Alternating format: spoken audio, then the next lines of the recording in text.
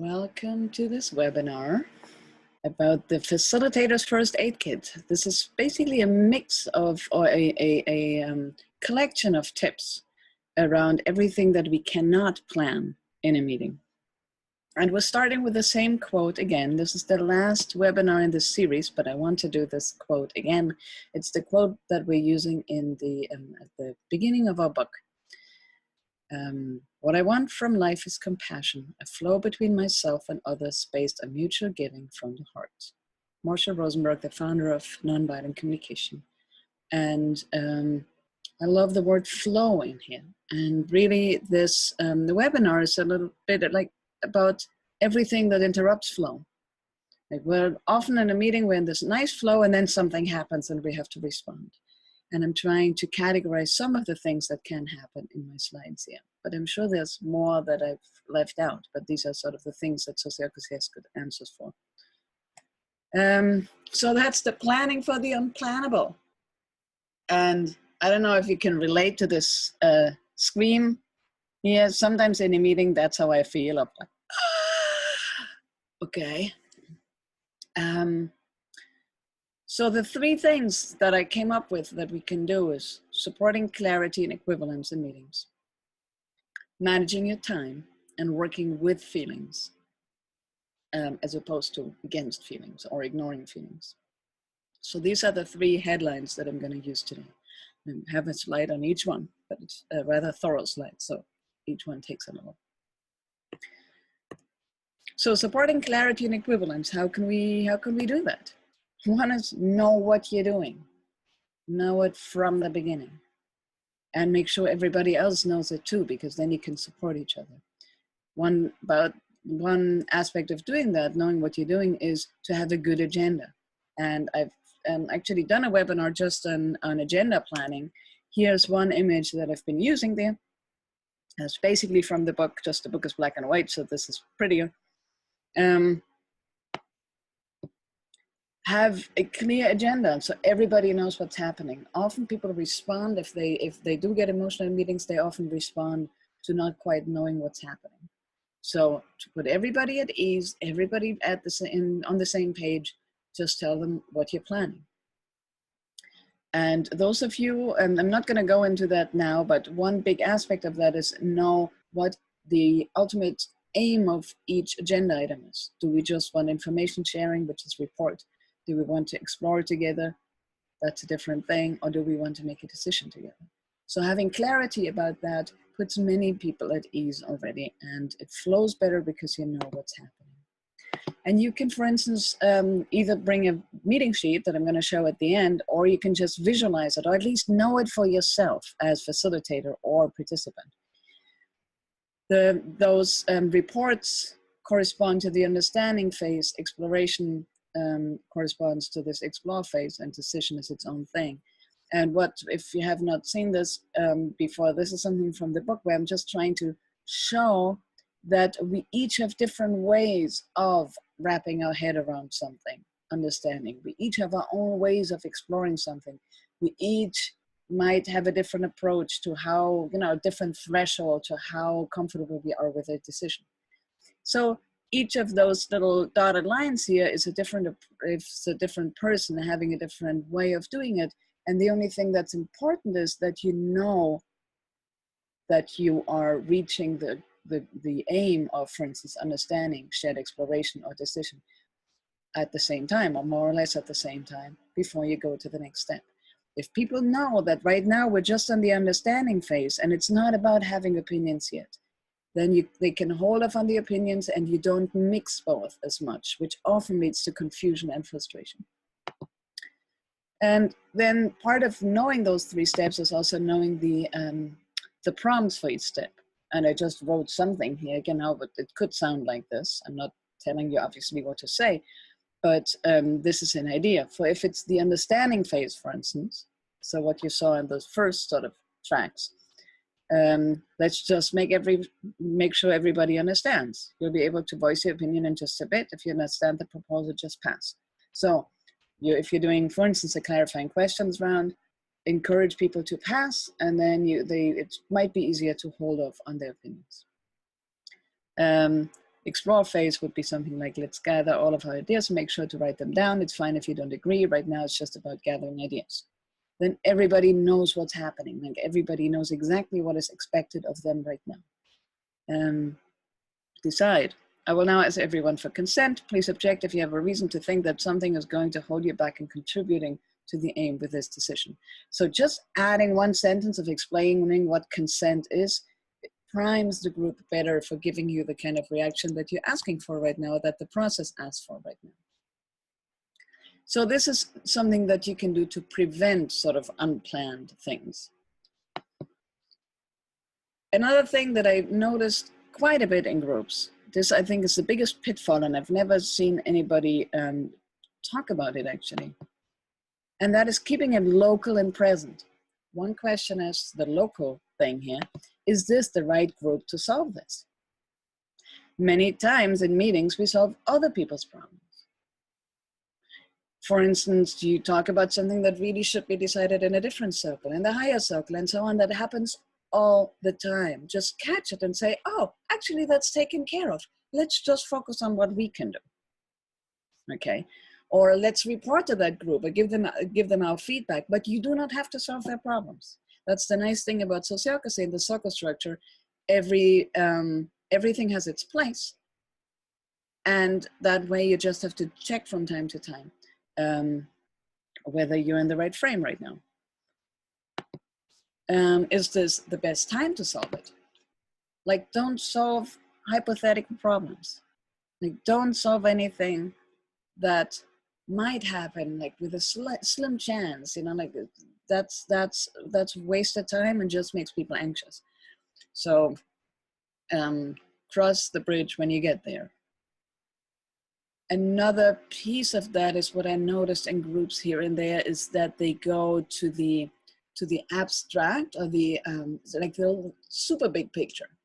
I once ran a training. It was actually just a training context, and still it sort of got out of hand for a little while, because I had asked them to make a policy about something that triggered some people to say like, well, you know, this is something that's off in society in general. And all of a sudden we were talking about all of Western civilization. It's like, yes, that's nice, but our decision right now is about our workshop right here for the next 4 hours. Like, we do not have to solve society's problem right now. That's too big. Like, don't make it too big. And then another thing is, even if you are trying to solve someone else's problem, or you are wondering about some hypothetical thing, then ask yourself, what can we do now, for instance, for next time? Can we get more information? Can we give them feedback? Can we make sure we have enough time to talk about this next time? Like, what plan can we make now so that next time we're in a better position? Rounds and crosstalk. That's also in the category of supporting clarity and equivalence. Let me talk about equivalence real quick. So equivalence, everybody's voice matters. Doesn't mean everybody gets what they want, but it means that every voice will be considered. If we have a good agenda and everything is clear and visual and prompts are clear, then it's much easier for people to make themselves heard, because it's easier for them to plug in their piece where it belongs and therefore to be heard. And same for keeping it local and present. We can only have our contribution. So if we talk too big, then we're running into issues that we don't have a handle on. And then with rounds and crosstalk, rounds, of course, support equivalence and clarity. And one that's the unplannable here is when you have crosstalk, you can give feedback either directly or in the meeting evaluation. If it's something that's sort of a little low level and rather chronic, talk about it in the meeting evaluation, or address it right away. So, and it's nice to talk about crosstalk or sticking to rounds, not as something that sounds like police, like you're not allowed to crosstalk, okay? But talk about what you want. What do you want? Feedback has to be positive and specific. So what is it that you want?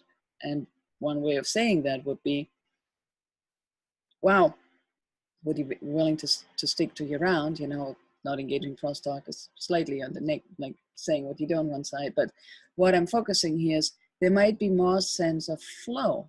So that's what we want, okay? Or you could argue with, depending on what's true for you, you could also say, you know, if everybody really sticks to their place in the round, then it's going to be easier for me to speak.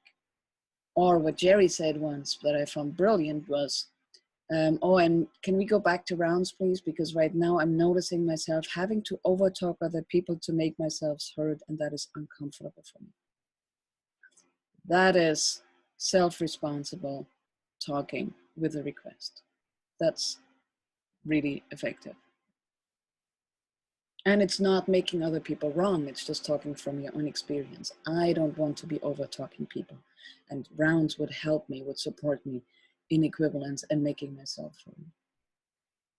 All right, so that was a ton of information right there.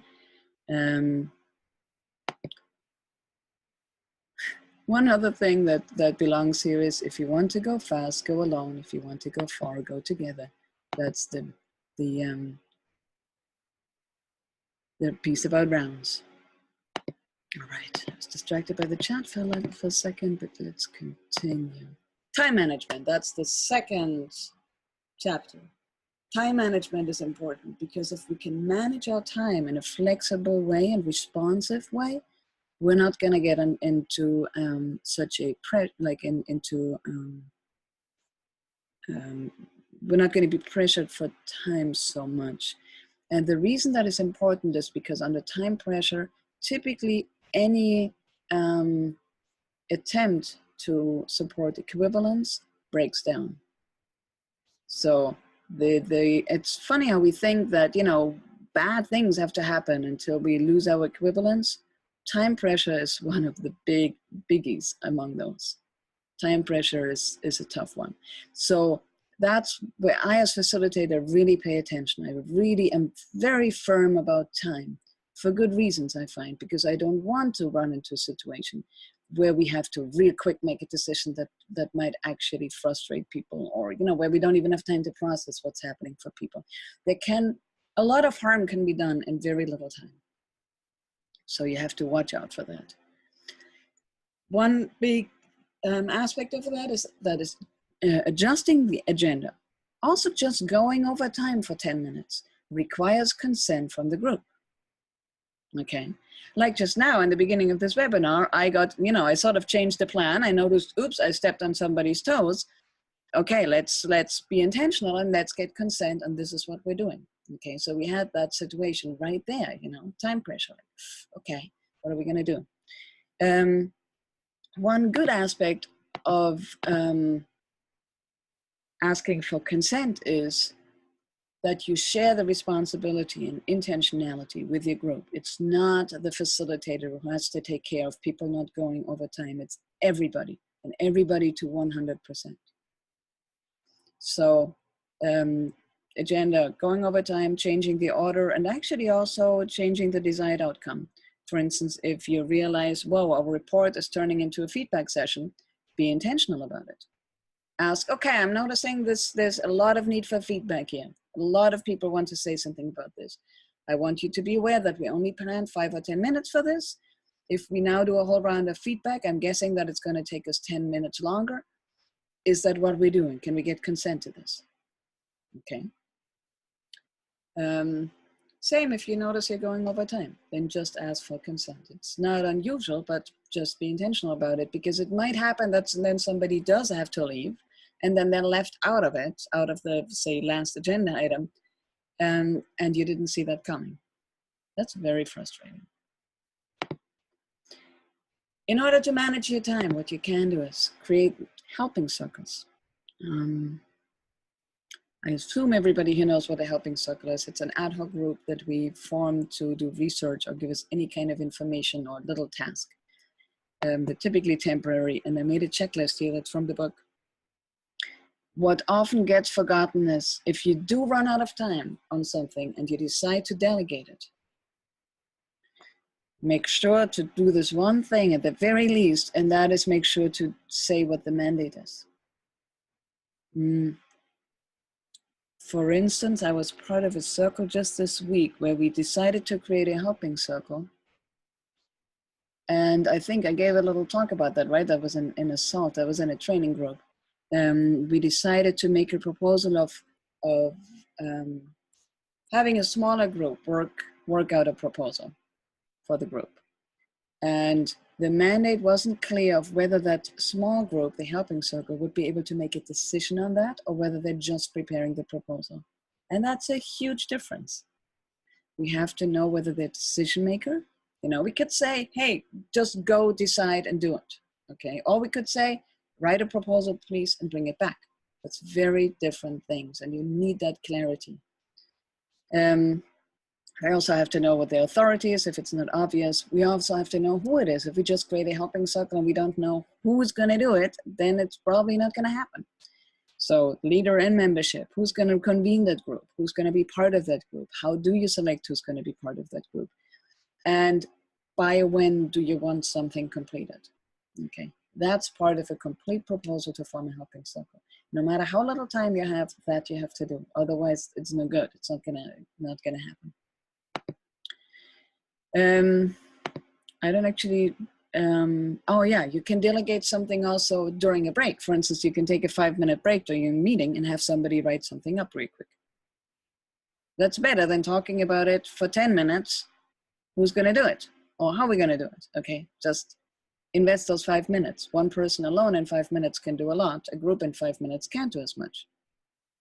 So time management has a lot to do with taking breaks and having just somebody do something, even though it's hard to have 5 people, sit there for 5 minutes while one person is doing something. Overall, in the long run, it might pay off. And if something is recurring and you notice you always have to deal with this, then think about creating a role for that, whatever it may be that you want to delegate. All right. Now, and here's also the definition of how to do an operational role. It's very similar to the other one. You have to know what they're doing, what they're allowed to do, and that's how you can make a role. All right. One other thing that is more sort of in the emergency kit from the book is I'm trying to coin a phrase here, and that is we often do sort of fairly open prompt rounds in meetings that I'm a part of, which is fine in an experienced group. So by that I mean we're just saying like, okay, whatever, let's just do a round, And then you just do a round and everybody says something, and then you think, okay, there was nothing clear coming out of that. Let's do another round, okay? And I've experienced groups going into a third and a fourth and a fifth round with no clear anything, okay? That's probably a waste of time. So if you, and sort of the rule of thumb that I'm trying to establish is make 2 rounds, and if like at the very, like as maximum 2 rounds, okay? 2 rounds, you can just sort of flow, but then you have to do something. Don't just call a third group without changing anything, because probably what you're doing is not going anywhere. And this is again a diagram from the book. So this is the first round. This is the second round. And then if you feel like, okay, we're not going anywhere right now, then there's several options. Either make a proposal, just make some proposal, okay? Or make a proposal on process. For instance, make a proposal to create a helping circle or create a problem, whatever. Just clarify your process, or just come up with a content proposal. Or the other option is change the question, make the question more specific, or go to like, okay, now we've done 2 rounds. We don't seem to be getting anywhere. I feel like something is holding us back. Can we talk about what this is like right now so we can figure out what is going on right now? Okay, that's going up to the meta level. And it's also very helpful because you as facilitator, you don't have to fix everything. You don't have to know. It's nice if you do, but you can get the input from your group about what could be done.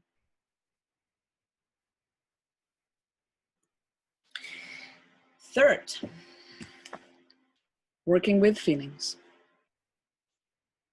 As I said, in opposition to working against feelings. I'm never in the, I mean, obviously a meeting would be easiest if there were never any feelings in the room.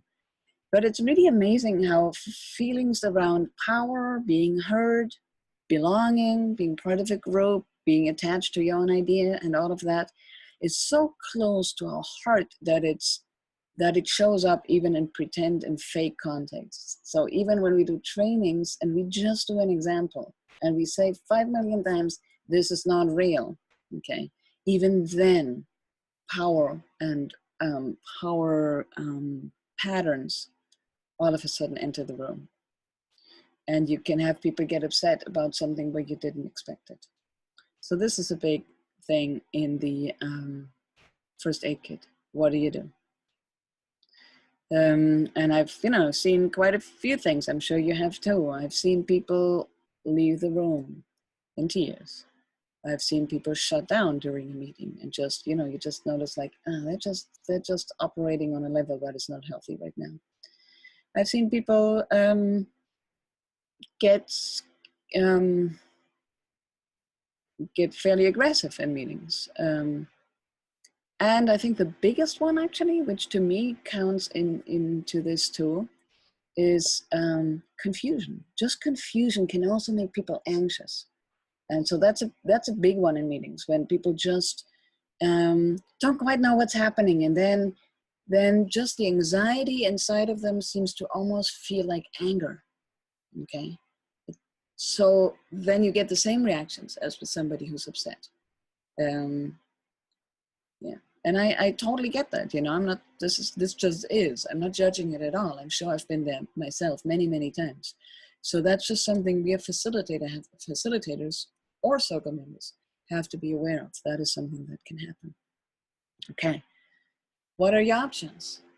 Well, I was actually thinking of just putting this on a slide and say we're done, because for most of the situations that happen, going over time or whatever, doing a reaction round is the one thing to do. So imagine somebody just got obviously very angry. Okay, the circle meeting, like everybody is a little embarrassed or confused or doesn't quite know what to do, but you have to do something, right? So what do you do? Okay, call a reaction round. Okay, how are you right now? What do you think would be best right now? What do you need right now? Something like that. And especially in a mature group, you get real gems when you ask that. And by mature, I mean people who have some needs consciousness and emotional literacy. So people who can say, whoa, that didn't feel good. I'm really confused right now. I don't even know what's going on. That was not really respectful, and I really want meetings to be respectful. Things like that. People can, at least some people out of a group can typically sort of fumble around enough to get something useful out.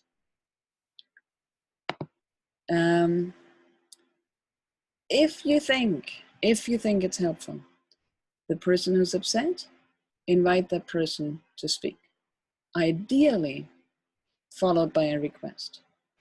There's a saying in nonviolent communication: never leave needs on the table without a request.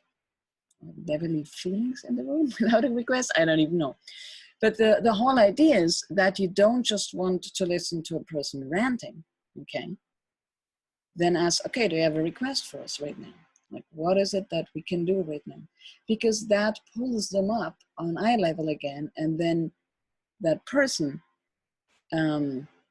gets back some power and some responsibility of like, okay, we're here right now, okay? We're a group right now. We're in the middle of a meeting. What is it that we can do? And it reminds that person of the responsibility and the power that that person has. In general, that's something to say about somebody getting upset or very unclear in a meeting is, especially for the upset piece, that you have to keep in mind that everybody's needs matter, also the needs of the people who want to continue the meeting, obviously, right? So try to be concise in what you're doing in terms of hearing that person, but then to do something that plays the ball back in the field so that the meeting can continue. Okay, what else do we have here? Reflective listening is helpful. This can be the facilitator or the member. The facilitator has to make sure has to make sure things happen. So the facilitator can, for instance, say, okay, could somebody, like, this was hard for me to listen to, could somebody reflect back to that person? Because I would really like to know what's underneath, but it's really hard to listen if it's, you know, that, whatever it might be. And then maybe somebody is good at that, or maybe and you can always assume that some people in the meeting are more affected than others emotionally. So maybe somebody is, you know, rather cool in that moment for whatever reason and has a good way of describing things. You can always take a moment of silence or take a break. And any combination of these. For instance, you could send, you know, you could do a 5-minute break, send somebody for reflective listening with that person, and then have that person report, and then do a reaction round, and then continue the meeting. Okay, so you can mix and match here, whatever makes sense. See, my goal is here to finish while everybody is still here. So that's why I'm like, I know I'm speeding a little. So this is the meeting sheet that is going to replace, at least for advanced people, it's going to replace the decision-making sheet that we have. You know, there's many of you know it. It's purple, blue, and green, I think. But it's rather simplified, which is not bad. I think it's good for learners, but this is the seriously everything you need kind of sheet.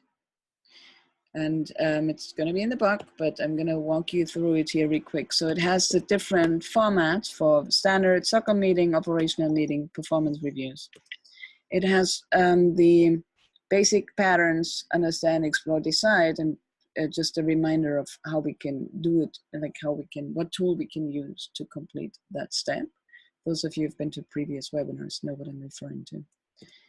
This also has the different phases for whatever you might be doing, selections, consent process, policy review, how to deal with objections. So the idea is that this is the fallback solution. If you have no idea what to do, the sheet will probably tell you something. Like, even if it's just, can you show me on the sheet where we are right now? Like, what are we doing right now? Okay, and that will get you somewhere, just having that clarity. This is for amendments. Amendments, if there's an objection, the options that you have. So again, if you're confused about what you can do with an objection, this sheet will give you the 3 main ideas.